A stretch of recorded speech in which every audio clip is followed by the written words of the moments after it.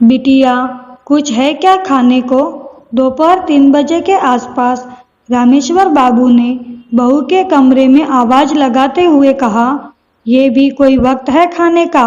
और अभी 11 बजे दिया था ना दूध वाला दलिया, फिर अब 3 बजे है। जो रोटी सब्जी बनाई थी खत्म हो गई है और आपको कोई काम तो है नहीं सिवाय खाना खाने के। रसोई है या कोई फैक्ट्री जो आपके लिए 24 घंटे चलती रहेगी? जाइए, शाम को देखेंगे। अभी मेरा फेवरेट सीरियल आ रहा है, कहते हुए बहू ने नजरें फिर से टीवी पर टिका दी। रामेश्वर बाबू चुपचाप वहां से अपने कमरे की ओर बढ़ गए। ये सब कुछ वहां झाड़ू पोछा बर्तन का काम करने वाली सुधा देख रही थी।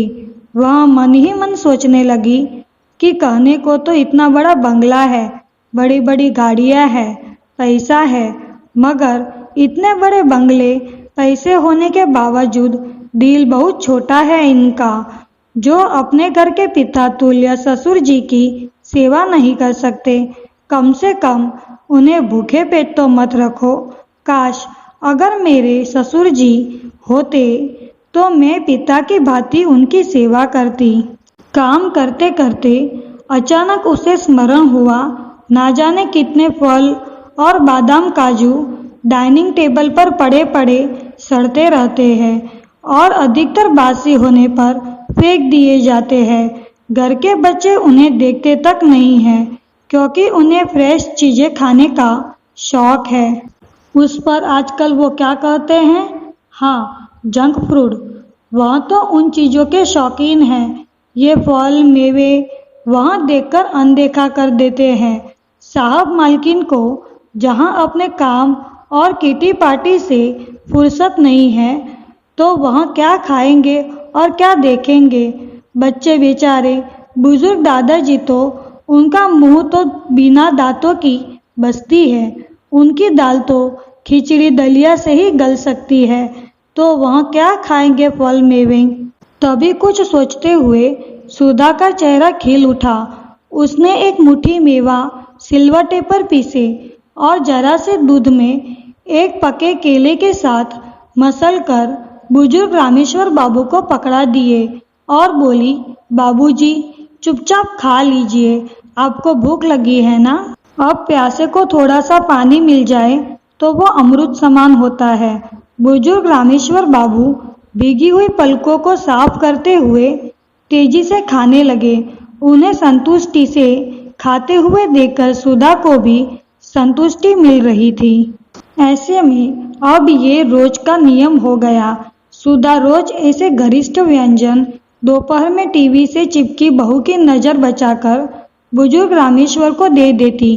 कभी आते जाते बच्चे देख लेते तो सोचते, दादाजी की आंखें कितनी कमजोर हो गई है, जो मम्मी की जगह काम वाली से ना जाने क्या क्या मांगकर खाते रहते हैं। वहीं दूसरी ओर घर की बहू सोचकर खुश होती कि मेरी डांट डपट से बूढ़े पिताजी काबू में रहते हैं, तो वहीं घर का बेटा पिताजी की सुधरती सेहत देखकर सोचता कि उसकी पत्नी अपने ससुर जी का भरपूर ख्याल रखती है।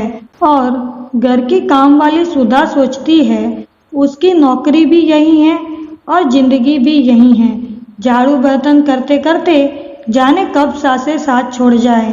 अपने ससुर जी की सेवा करने का सौभाग्य तो उसे मिला नहीं, तो क्यों ना यहाँ घर के बुजुर्ग की सेवा करके कुछ पुण्य भी कर ले।